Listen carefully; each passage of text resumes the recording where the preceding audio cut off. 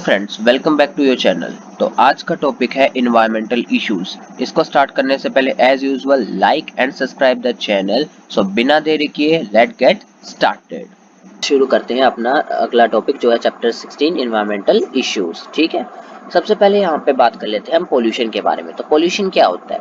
Pollution कुछ नहीं होता है, कोई भी अनडिजायरेबल चेंज होता है हमारे एनवायरनमेंट के फिजिकल, केमिकल और बायोलॉजिकल प्रॉपर्टीज के अंदर। ठीक है, तो उसको कह देते हैं पोल्यूशन। क्या? कोई भी अनडिजायरेबल चेंज किसके अंदर? फिजिकल के अंदर, केमिकल के अंदर या फिर बायोलॉजिकल प्रॉपर्टीज ऑफ एनवायरनमेंट की। ठीक है, तो उसको हम कह देंगे पोल्यूशन। अब कुछ फैक्टर्स होते हैं जो कि पोल्यूशन कोज करते हैं, तो उसको हम कह देते हैं पोल्यूटेंट्स। क्या बोल देते हैं उसको? पोल्यूटेंट्स। ठीक है, अब कितने टाइप के हमारे पास आते हैं पोल्यूशन? पोल्यूशन मेनली होते हैं 4 टाइप के। कितने टाइप के होते हैं? 4 टाइप के। कौन कौन से? Air pollution, water pollution, soil pollution and radiation. ठीक है, रेडिएशन जो होते हैं हमारे, जो रेडियो एक्टिव सब्सटेंसेस हम यूज करते हैं ना, ठीक है, जो कि हम न्यूक्लियर प्लांट वगैरह में यूज करते हैं, हॉस्पिटल्स में भी, एमआरआई वगैरह में यूज करते हैं, तो उसमें आते हैं। ठीक है, चलो हम आगे बढ़ते हैं।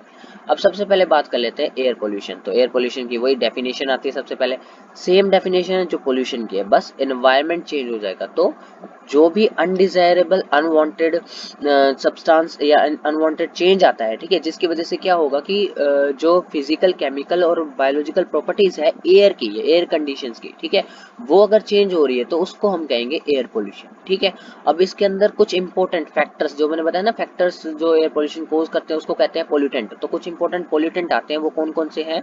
वो ये हैं 5। कौन कौन से? Oxide of sulphur, oxide of nitrogen, oxide of carbon, smog and ozone. ठीक है, ओजोन को O3 भी बोलते हैं। ठीक है, क्या बोलते हैं? O3 से डिनोट करते हैं।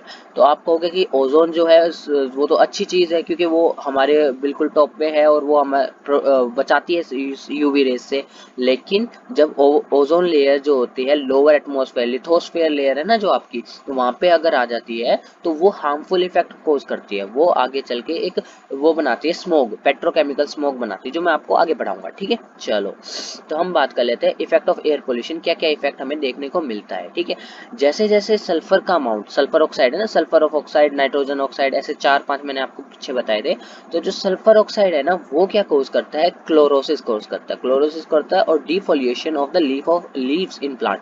तो लीव्स के जो कलर्स है ना, जैसे ये देख रहे हो, ये येलो कलर का हो चुका है, ये येलो कलर की लीव्स हो चुकी है। तो यानी कलर को खत्म करता है, ग्रीन कलर को जो है ये लीव से ना ये खत्म कर देते हैं। क्या? सल्फर के ऑक्साइड ग्रीन कलर को खत्म कर देंगे, येलो लीव करेंगे, और लीव को जल्दी अपने जो ब्रांचेस है उससे तोड़ के अलग कर देते हैं। ठीक है, तो डिफोलिएशन और क्लोरोसिस ये करते हैं।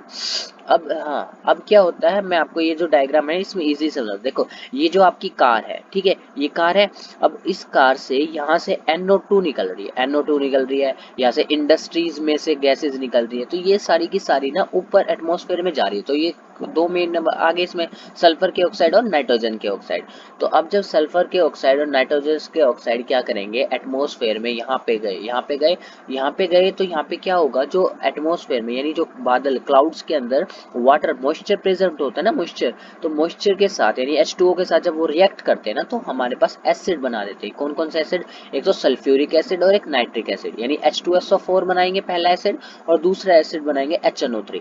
तो जब बारिश होती है ना, तो बारिश के साथ जब ये गैसेस मिक्स हो जाती है तो वो कर देती है एसिड रेन। क्या कर देती है? Acid rain. क्या होता है एक्चुअल में? रेन के साथ एसिड बरस रहा होता है। ठीक है, तो जब ऑक्साइड ऑफ सल्फर और नाइट्रोजन रिएक्ट करते हैं रेन वाटर के साथ, तो कोज करते हैं क्या? Acid rain. और ये हार्मफुल है, मतलब अब ये SO2 और NO2 जो है, मैं कह रहा हूँ हार्मफुल गैसेज है। क्यों हार्मफुल गैसेज है? क्योंकि ये इरिटेशन कोज कर देती है आंखों के अंदर, नेजल के अंदर, नेजल और आईज और नेजल इरिटेशन कोज कर देती है, कफ कर, क्रोनिक कफ कर देंगे, और ब्रोंकाइटिस यानी ये लंग प्रॉब्लम, लंग, आईज और नोज प्रॉब्लम ये कोज करती है। ठीक है, अब हम बात कर लेते हैं कि ऑक्साइड ऑफ कार्बन क्या करते हैं। हमने ऑक्साइड ऑफ सल्फर और ऑक्साइड ऑफ नाइट्रोजन की बात कर ली कि क्या करता है, लेकिन ऑक्साइड ऑफ कार्बन क्या होता है? मेन इफेक्ट आता है इसका ग्रीन हाउस इफेक्ट। क्या आता है? ये देख रहे हो, ग्रीन हाउस इफेक्ट। मैं आपको कलर चेंज करके दिखा देता हूँ। क्या आता है इसका इफेक्ट? ग्रीन हाउस इफेक्ट करवाता है। क्या करवाता है? CO2 जो होती है, CO2 वो कोज करता है ग्रीन हाउस इफेक्ट। ठीक है, क्या करता है? Green house effect. तो जो कार्बन डाइऑक्साइड है वो ग्रीन हाउस इफेक्ट कर रहा है। अब वो कैसे करता है, अब यहाँ देखो इस डायग्राम में देखो, ये वाला जो लेयर है वो पतली है क्योंकि अभी यहाँ पे कार्बन डाइऑक्साइड आई नहीं है, ठीक है, यहाँ पे एक्यूमुलेट हुई नहीं है। तो क्या होता है कि जो सन से यूवी रेज आ रही होती है, जो हीट आ रही होती है, जो रेज आती है, वो कुछ तो ये जो लैंड्स है वहाँ पे एब्जॉर्ब हो जाती है, एटमॉस्फेयर बनाने में काम आ जाती है, लेकिन कुछ परसेंट होता है ना उसका, तो वो ना वापस एटमॉस्फेयर से बाहर निकल जाती है, ठीक है। तो उससे धरती जो होती है, हमारी जो अर्थ होती है, वो कूल डाउन रहती है, ठीक है, वो कूल डाउन रहती है। तो लेकिन जब CO2 यहाँ देख रहे हो सेकंड पार्ट में, यहाँ पे इतने पार्ट में क्या है कि कार्बन डाइऑक्साइड का लेवल बहुत ज्यादा है, कार्बन डाइऑक्साइड बहुत ज्यादा है, तो एटमॉस्फेयर को थिक बना देती है, जिसके कारण क्या होता है कि CO2 है ना यहाँ पे ट्रैप हो जाती है, ठीक है, ये ट्रैप होती है, वापस धरती पे आती है, फिर ऊपर जाती है, फिर ट्रैप होकर नीचे धरती पे आते हैं। तो उससे क्या होता है अल्टीमेटली, क्या होता है, अर्थ जो होती है ना वो वार्म होने लगती है, बहुत गर्म होने लगती है, जिसकी वजह से यहाँ अभी गर्मी जा रहा है। आप देख रहे हो धीरे धीरे जैसे गर्मी बढ़ती जा रही है, वैसे वैसे मतलब जैसे जैसे समर्स का सीजन आता जाता है, वैसे बहुत ज्यादा गर्मी होती जाती है। तो वो होते हैं ग्रीन हाउस की इफेक्ट की वजह से, ठीक है, जितने ज्यादा कार्बन डाइऑक्साइड हम बर्न करते हैं, चाहे वो व्हीकल से हो गया, चाहे वो वुड से हो गया, चाहे वो कोल बर्निंग से हो गया, ठीक है, ये सारे ग्रीन हाउस इफेक्ट कोज करते हैं, ठीक है। तो मैंने जो आपको बताया था पेट्रोकेमिकल जो स्मोक होता है, वो क्या कौन कोज करता है पेट्रोकेमिकल स्मोक, वो बनता है जब ओजोन ओजोन जो होती है अपनी O3, ठीक है, ओजोन जो बनती है वो लोअर, जब लोअर एटमॉस्फेयर लेवल पे बन जाती है, ठीक है, लोअर एटमॉस्फेयर लेवल पे जब ओजोन फॉर्मेशन हो जाती है तो वो बनाती है पेट्रोकेमिकल स्मोक। अब ये हार्मफुल कैसे है वो मैं आपको समझा दूं, पहले इसकी फॉर्मेशन बता देता हूँ कि पेट्रोकेमिकल स्मोक बनता कैसे है। तो उसमें क्या होता है, यहाँ ध्यान से सुनो, ये देखो जैसे सन है ना, सन क्या करेगा कि अपनी यूवी रेज देगा, ठीक है, यूवी रेज देगा, तो हमारे पास नाइट्रोजन के जो ऑक्साइड है ना, नाइट्रोजन ऑक्साइड, वो क्या करेगा, जैसे NO आया, पहले यहाँ से NO आया, नाइट्रोजन मोनोऑक्साइड, और यहाँ से ऑक्सीजन आई, तो वो कंबाइन करके NO2 बना रहे हैं। लेकिन सन क्या कर रहा है, NO2 को फिर से तोड़ दे रहा है, ठीक है, फिर से तोड़ दे रहा है, तो एक साइकिल बना रहा है ये, फिर से तोड़ दे रहा है, NO2 NO फिर आ गया, फिर ऑक्सीजन के साथ कंबाइन करेगा, फिर NO बनेगा, फिर से टूटेगा, फिर से NO बनेगा। तो उसमें क्या होगा कि हमेशा एक ऑक्सीजन एटम अलग निकल जाता है, ठीक है, एक पार्ट ऑफ ऑक्सीजन अलग निकल जाता है। तो फिर वो दोबारा जब अलग ऑक्सीजन मॉलिक्यूल के साथ कंबाइन करेगा ना, जैसे O2 यहाँ पे है और O यहाँ पे, तो वो बना देगा ओजोन। मैंने बताया ना ओजोन क्या होती है, O3 होती है। तो अब जो ओजोन बन गई, ठीक है, क्या जो ओजोन फॉर्म हो गई, form by the petrochemical reaction, petrochemical reaction of the oxide of nitrogen, nitrogen के ऑक्साइड में, एंड हाइड्रोकार्बन्स, हाइड्रोकार्बन्स होते हैं फ्री रेडिकल्स कार्बन्स, यानी कार्बन के कुछ फ्री रेडिकल्स पार्ट, ठीक है, जिसमें एक रेडिकल यानी एक एटम प्रेजेंट होगा अलग से उसके आउटर मोस्ट शेल में, ठीक है, ये केमिस्ट्री में आप अच्छे से आता ही होगा, आपको केमिस्ट्री में आपने पढ़ा होगा अच्छे से, ठीक है, at the lower level of atmosphere, तो उसको कह देते हैं पेट्रोकेमिकल स्मोक, ठीक है। ये इंपॉर्टेंट है क्योंकि ये ओजोन बनाता है, और जो ओजोन लोअर लेवल पे बनती है वो हार्मफुल बनती है, ठीक है। अच्छा, जिसकी वजह से ऊपर डायग्राम में देख रहे होगे कि लीव्स के बहुत बुरा हाल है इन पे, ठीक है, ये लीव्स हो गई। तो प्लांट में ये सिर्फ प्लांट में नहीं, एनिमल पे भी बहुत ज्यादा इफेक्ट कोज करता है। अब हम बात कर लेते हैं कि हम कंट्रोल कैसे करेंगे, ठीक है, कंट्रोल कैसे करेंगे एयर पोल्यूशन को, ठीक है, एयर पोल्यूशन को कंट्रोल कैसे करेंगे। तो हमारे पास मेनली 3 मेथड आते हैं, कौन कौन से आते हैं, सबसे पहला आता है हमारे पास इलेक्ट्रोस्टैटिक प्रेसिपिटेटर, ठीक है, एक हो गया इलेक्ट्रोस्टैटिक प्रेसिपिटेटर, दूसरा आ गया स्क्रबर, तीसरा आ गया हमारे पास कैटालिटिकल कन्वर्टर, और चौथा आप कह सकते हो कि इंपॉर्टेंट रोल प्ले करता है, वो है ऑटो फ्यूल पॉलिसी, जो कि गवर्नमेंट बनाती है, ठीक है। चलो, तो हम थोड़ा सा बात कर लेते हैं, आपका ये इंपॉर्टेंट, इस चैप्टर में ये इंपॉर्टेंट है, इलेक्ट्रोस्टैटिक प्रेसिपिटेटर क्या होता है। अब यह ध्यान से सुनो, ये जो जैसे हम कंबशन होती है, जब कोल और वुड बर्न होता है, तो उससे क्या होता है कि जो गैसेस है ना, वो गैसेस और कंबशन कंबस्टर से निकलती है और वो प्रेसिपिटेटर में जाती है। अब प्रेसिपिटेटर ये है ना, ये है एक्चुअल में प्रेसिपिटेटर, ठीक है। इसका मैकेनिज्म कैसे है मैं आपको समझाता हूँ, ठीक है। प्रेसिपिटेटर में ना कई तरह की रोड्स होती है, रोड्स या प्लेट्स होती है, ये ना, ये जैसे रेड कलर में ये क्या है, प्लेट्स है, ठीक है, ये प्लेट्स हैं, और ये जो ब्लू कलर में ना, ये ब्लू कलर में ये क्या है, ये है इलेक्ट्रोड, वो प्लेट है, ये है इलेक्ट्रोड, ठीक है। तो इलेक्ट्रोड का काम क्या होता है, इलेक्ट्रोड का काम होता है आपके लिए इलेक्ट्रॉन जनरेट करना, ठीक है, नेगेटिवली चार्ज इलेक्ट्रॉन, ठीक है। तो जो इलेक्ट्रॉन होते हैं वो क्या होता है, नेगेटिव चार्ज होता है, तो जब डस्ट यानी ये जो ग्रीन पार्ट है ना, ग्रीन पार्ट जब इलेक्ट्रॉन के साथ कंबाइन करेंगे तो वो नेगेटिवली चार्ज बन जाते हैं, और जो प्लेट है जब वो इलेक्ट्रोड से हमने कनेक्ट कर रही है तो उसमें होता है पॉजिटिव चार्ज, ठीक है। तो प्लेट में होता है पॉजिटिव चार्ज, और जो इलेक्ट्रॉन आ रहे हैं नेगेटिव चार्ज के साथ, जो डस्ट लेके आ रहे हैं, ठीक है, वो इनसे गुजरते हैं। तो गुजरते क्या होता है, पॉजिटिव नेगेटिव आपस में अट्रैक्ट करते हैं, तो नेगेटिव चार्ज में जो डस्ट पार्टिकल्स भी था वो जाके भी अटैच हो जाते हैं। तो इसका यही है कि 99% जो होता है ना पार्टिकुलेट मैटर, जो बिल्कुल छोटे मैटर होते हैं जो वैसे फिल्टर नहीं होते, उसको रिमूव कर सकता है from the exhaust of thermal plants, ठीक है, थर्मल प्लांट्स के एग्जॉस्ट से निकाल देता है, ठीक है। वही मैंने आपको बताया कि इलेक्ट्रोड्स जो होते हैं वो रिलीज करते हैं इलेक्ट्रॉन्स को, इलेक्ट्रॉन्स फिर क्या करते हैं, get attach to the dust, dust से अटैच हो जाएंगे, और उनको डस्ट से अटैच होने के बाद नेगेटिव चार्ज दे देंगे। अब नेगेटिव चार्ज वो प्लेट पे जाके पॉजिटिव, प्लेट पे पॉजिटिव चार्ज है तो नेगेटिव पॉजिटिव आपस में अट्रैक्ट करेगा और वहाँ पे जाके कलेक्ट हो जाएंगे, ठीक है। अब हम बात कर लेते हैं थोड़ा स्क्रबर के बारे में। स्क्रबर क्या है, स्क्रबर मेनली जो होता है वो हमेशा SO2 के लिए होता है, यानी ऑक्साइड ऑफ सल्फर के लिए होता है, ठीक है। जो इंडस्ट्री से एग्जॉस्ट निकल रहा है, सल्फर डाइऑक्साइड निकल रही है, उसको हटाने के लिए हम स्क्रबर यूज करते हैं, ठीक है। बस इतना ही मेन है, यही याद रखना है।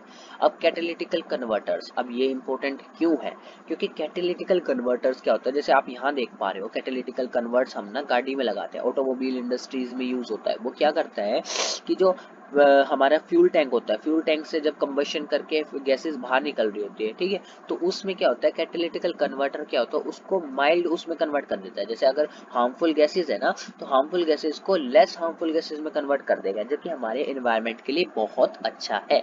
लेकिन इसमें एक चीज ध्यान रखना है कि हमें लेड का, जो लेड का पेट्रोल है, हमें वो यूज नहीं करना, ठीक है। क्यों, क्योंकि लेड का जो पेट्रोल होता है वो कैटालिटिक कन्वर्ट, जो कैटालिटिक कन्वर्टर्स है ना उसको इनएक्टिवेट कर देगा, ठीक है। यानी अगर हम यूज कर रहे हैं, मतलब हमें यूज करना पड़ेगा अनलेडेड पेट्रोल को, क्योंकि जो लेड पेट्रोल होता है वो इनएक्टिवेट कर देगा कैटलिस्ट को, ठीक है, कैटलिस्ट को इनएक्टिवेट कर देगा, तो फिर कोई काम का नहीं।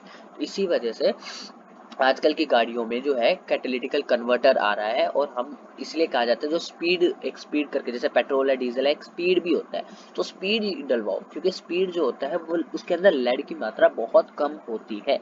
अब चौथा इंपॉर्टेंट पॉइंट आ जाता है जो कि गवर्नमेंट की तरफ से आता है। क्यों, क्योंकि आजकल आपने सुना होगा कि BS6 आ गया। BS6 का मतलब एक नॉर्म्स होते हैं जो कि पर्टिकुलर क्राइटेरिया डिसाइड करते हैं कि अब से इन सिटीज में क्या होगा कि जो पोल्यूशन, जो गाड़ीज है हमारी, जो ऑटोमोबाइल्स है, वो ज़्यादा से ज़्यादा एग्जॉस्ट जो है वो जनरेट ना करे, तो उसको बचाने के लिए हम क्या करते हैं, ये यूज़ करते हैं, ठीक है। नॉर्म्स बनाए जाते हैं ताकि ज़्यादा से ज़्यादा एमिशन ना हो, ठीक है, समझ आ गया। चलो अब हम बात कर लेते हैं वाटर पोल्यूशन के बारे में। तो वाटर पोल्यूशन भी सेम डेफिनेशन की अनवांटेड अनडिजायरेबल चेंज नहीं होना चाहिए, उसकी कोई भी फिजिकल केमिकल प्रॉपर्टी डिस्टर्ब नहीं होनी चाहिए। अगर हो रही है तो उसको पोल्यूशन कह देंगे, और इसमें मेन इंपॉर्टेंट पोल्यूटेंट आता है सीवेज वाटर, ठीक है, सीवेज वाटर आता है। अब इफेक्ट ऑफ, अब जैसे वाटर पोल्यूशन का इफेक्ट क्या पड़ता है बायोडाइवर्सिटी पे, वो हम पढ़ेंगे। तो बायोडाइवर्सिटी पे इफेक्ट क्या पड़ेगा कि सबसे पहले अगर कोई भी जो जैसे पोल्यूटेड वाटर है, तो पोल्यूटेड वाटर में पैथोजेंस होते हैं, पैथोजेंस मतलब स्मॉल स्मॉल बैक्टीरिया माइक्रोब्स होते हैं, वो क्या करेंगे हमारी वाटर सप्लाई में आ जाएंगे। तो वही वाटर सप्लाई हम बिना ट्रीट करे अगर इनटेक कर लें तो हमें वो वाटर बोर्न डिजीजेस कर देंगे, जैसे कि कोलेरा, डायरिया, ये सब हमें कॉज हो जाएंगे क्योंकि गंदा पानी हम पी गए, ठीक है, उसके अंदर माइक्रोब्स वगैरह प्रेजेंट थे इस वजह से, ठीक है। अब क्या होता है कि जो वाटर पोल्यूटेंट होता है उसके अंदर माइक्रोब्स भी होते हैं, कुछ तरह के हमारे पास कार्बोहाइड्रेट, प्रोटीन वगैरह भी ऐड हो जाते हैं, तो उसकी वजह से क्या होगा, वाटर्स का ना एनरिचमेंट हो जाता है। एनरिचमेंट मतलब न्यूट्रिशन ऐड हो जाएगा उसके अंदर, तो जिसकी वजह से एल्गी को ग्रो करने में मदद मिलेगी। मैं इसको अच्छे से आपको डायग्राम में और अच्छे से समझा पाऊंगा। एक ये होता है कि अगर पेस्टिसाइड हम डाल रहे हैं तो पेस्टिसाइड क्या कर रहा है, पानी में जा रहा है, जिसकी वजह से क्या होगा, बायोमैग्निफिकेशन होगा। अब बायोमैग्निफिकेशन क्या होता है, इसको हम क्लियरली हम आगे समझेंगे विद डायग्राम। अब एक इम्पोर्टेंट बात ये मैं समझा दूं कि जितने भी केमिकल, जो इंडस्ट्रीज हैं वो केमिकल सब्सटेंसेस हैं बिना ट्रीट करे समुद्र में या फिर जो हमारी नदियां हैं उनमें डाल देती है बिना ट्रीट करे। तो उससे क्या होता है, हैवी मेटल्स जो होते हैं ना वो डिस्ट्रॉय कर देते हैं क्या, एक्वेटिक ऑर्गेनिज्म को, ठीक है, मार देते हैं। ठीक है। इसी में एक एग्जांपल आता है हमारे पास, जब हम मरकरी इनटेक कर लेते हैं ना, मरकरी वाला पानी, अगर मरकरी जो पानी में मरकरी ऐड है और वो अगर हम ले लेते हैं तो उसको कहते हैं मिनिया मेटा डिजीज, मिना मेटा डिजीज। ठीक है, ये क्या है, इसमें ना सेरिब्रल डिसफंक्शन होता है, यानी दिमाग काम करना बंद कर देता है, लिथार्जी होती है, मतलब वीकनेस आ जाती है शरीर के अंदर। अब यूट्रोफिकेशन, यूट्रोफिकेशन मैंने बताया न्यूट्रिशन ऐड होना, क्या हो, न्यूट्रिशन ऐड होना होता है ठीक है, यूट्रोफिकेशन के अंदर ये देख रहे हो, न्यूट्रिशन ऐड होना चालू हो जाता है, जिसकी वजह से क्या होगा, एल्गी बूम करेगा। ये ठीक है, पीछे तो साफ पानी है यहाँ पे, लेकिन यहाँ पे क्या है, गंदा पानी ऐड होने की वजह से एल्गी बहुत ज्यादा अमाउंट में बढ़ गई है। ये दूसरे डायग्राम में मैंने आपको दिखा रखा है। ठीक है, तो इससे क्या कहते हैं, न्यूट्रिशनल एनरिचमेंट। अब आता है बायोमैग्निफिकेशन। बायोमैग्निफिकेशन क्या है कि देखो, जैसे हमने वो पेस्टिसाइड था, पेस्टिसाइड पानी में गया, पानी में स्मॉल स्मॉल प्लैंकटन थे, सबसे छोटे लेवल पे आता है प्लैंकटन, यानी छोटे छोटे बिल्कुल छोटे बैक्टीरिया और वो होते हैं, उनको खाते हैं जू प्लैंकटन। तो ठीक है, लेकिन एक जू प्लैंकटन तो खाएगा नहीं, तो यहाँ पे बहुत सारे फाइटोप्लैंक्टन को जू प्लैंकटन खाएंगे। तो उससे क्या होगा कि अगर मान लो एक प्लैंकटन में कुछ 0.01 थे, तो जब उससे ऊपर वाले लेवल में जाएगा तो 0.1 और दूसरे के साथ भी ऐड होंगे। मतलब अगर एक फाइटोप्लैंक्टन में 0.01 ppm था, दूसरे में भी इतना ही होगा, तो वो ऐड होके क्या हो जाएगा, 0.02 ppm। ठीक है, 0.02 पार्ट्स पर मिलियन हो जाएगा। तो ऐसे ही कर करके जब वो ऐड कर करके ह्यूमन तक पहुंचेंगे ना, तो ह्यूमन तक आते आते वो 10 पार्ट्स पर मिलियन, कहाँ वो 0.1 था और कहाँ वो 10, मतलब अप्रोक्स 1000 टाइम्स ज्यादा हमारे पास फर्टिलाइजेशन ऐड हो जाता है, मैग्नीफाई हो जाता है। ठीक है, यानी फर्टिलाइजेशन का अमाउंट हम तो थोड़ा सा डालते हैं, लेकिन वही रिवर्ट बैक होके हमें मिल रहा होता है। ठीक है, वो हार्मफुल चीज होती है हमारे लिए। ठीक है, अब बीओडी क्या होती है, बीओडी एक इंपॉर्टेंट टर्म है, आपको याद रखना है कि अगर बीओडी हाई हुआ, अगर बीओडी की मात्रा अमाउंट हाई है, तो इसका मतलब क्या है कि वाटर जो है वो ज्यादा पोल्यूटेंट है। ठीक है, अगर बीओडी हाई है तो इसका मतलब क्या है, वो ज्यादा पोल्यूटेंट है।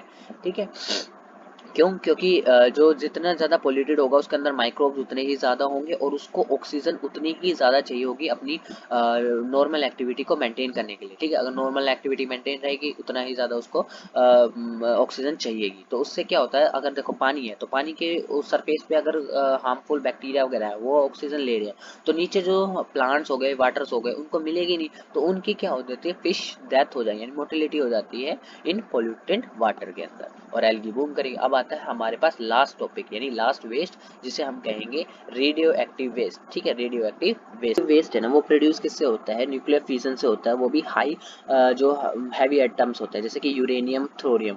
जब यूरेनियम थोरियम का न्यूक्लियर फ्यूजन रिएक्शन होता है ना, तो उससे बहुत सारा जो न्यूक्लियर वेस्ट प्रोड्यूस होता है, और न्यूक्लियर वेस्ट जो होता है ना, वो क्या होता है, हाईली टॉक्सिक होता है। क्या होता है, हाईली टॉक्सिक होता है और कोज करता है म्यूटेशन और कैंसर। कैंसर अब आजकल के बहुत मेजर दिक्कत जो है वो कैंसर ही है, हर टाइप का कैंसर, और इससे डेथ भी बहुत ज़्यादा हो रही है।